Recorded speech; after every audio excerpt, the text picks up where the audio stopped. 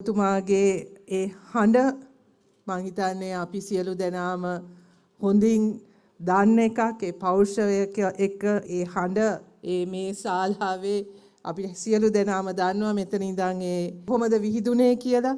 මේ ශාලාව දිහා බලාගෙන ඉන්නකොටත් මෙතන පිරිතිලිලා ඉන්න ප්‍රමාණය මම හිතන්නේ මේක පොඩි වැඩි සියලු දෙනාම එකතු කරන්න. නමුත් ඔබ දශක ගාණක් අවුරුදු 60කට වඩා වැඩි කාලයක් නේද? මේ අපේ සංගීත ශාස්ත්‍රයට මේ එකතු කරපු දේ වචන වලින් මම හිතන්නේ අපිට කියා නිම කරන්න බෑ. අපේ රටේ වැඩිම වාර ගාණක් වේදිකාගත වුණු ඒ සාප්‍රසංගය මගේ ළමා කාලේ මගේ මතකයන් හැටියට මට මතකයි මගේ අම්මගේ අතේ එල්ලීලා මම සාප්‍රසංගයකට ගියා.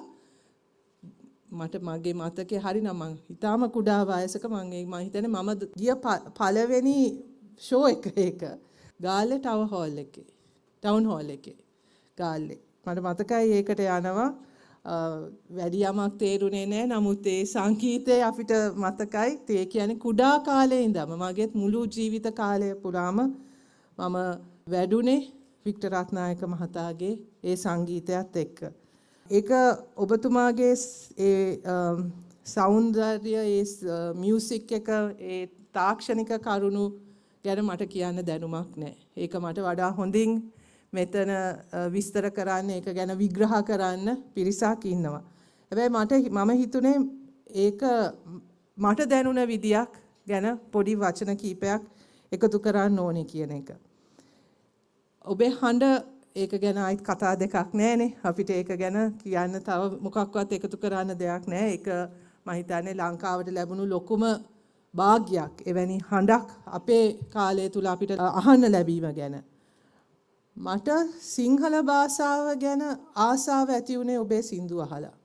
සිංහල භාෂාව කොච්චර ලස්සනද ඒකේ ඒ ලිරිකල් ක්වොලිටි එක මම තේරුම් ගත්තේ ඔබේ සින්දු වලින්.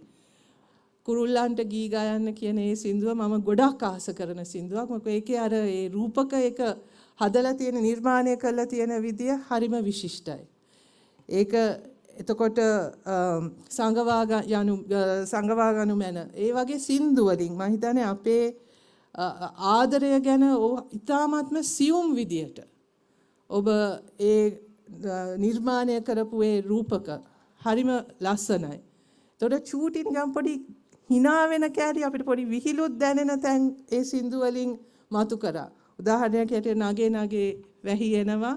ඒකේ චූටි තියෙනවා පොඩි හරිම සියුම් විදියට පොඩි අපිව ඒක ඒ මොහොත ඊ타මත්ම කුඩා මොහොතක් මේ වැස්ස වහිනකොට සිදුවෙන ඒ සිදුවීම ගැන ඔය මතු කරන ඒ රූප හරිම අගේ හරිම වටිනවා. ඒ සිංහල භාෂාව තුලින් එච්චර ලස්සනට අපිව වෙනමම ලෝකයකට ගෙනියන්න පුළුවන් කියලා මම ඉගෙන ගත්තේ සංගීතය හරහා සිංහල භාෂාවේ තියෙන ඒ සියුම් බව මම ඉගෙන ගත්තේ මේ සින්දු වලින්.